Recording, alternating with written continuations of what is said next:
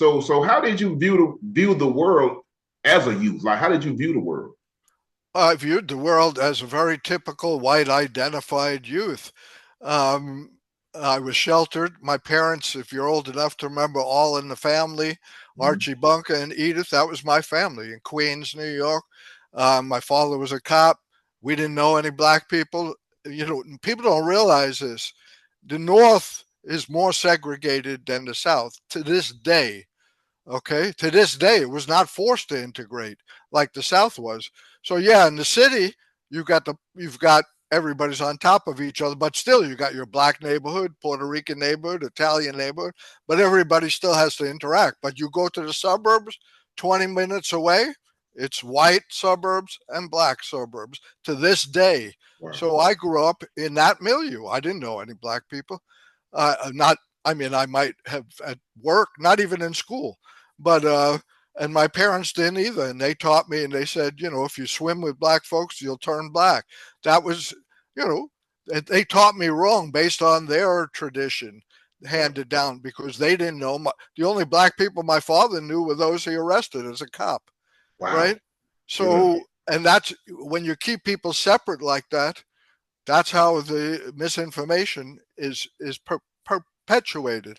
So anyway, but for better or worse, I got inducted into that drug dealing fraternity. Now, I also have to set the milieu for those of you who are old enough or have read about it in the 70s.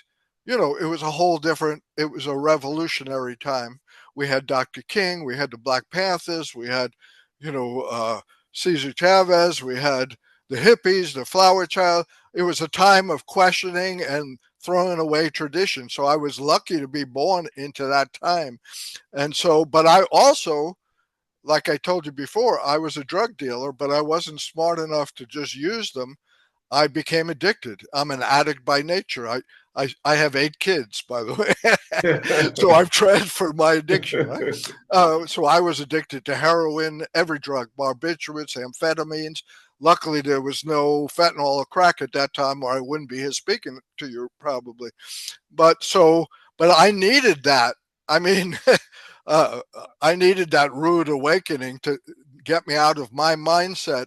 So I had the peer pressure to push me towards questioning, and I had that internal trauma, you know, transformation. And psychedelics helped as well. Now they're using that in psychiatry, you know, to treat people. We self administered back then. Right. Okay, so that was my awakening. So, but still, Q, you know, I was helping lead. I helped form the Black Lives Matter chapter here a few years ago, right? And my wife, who happens to be black, she's West Indian, and my kids are all mixed Italian and black.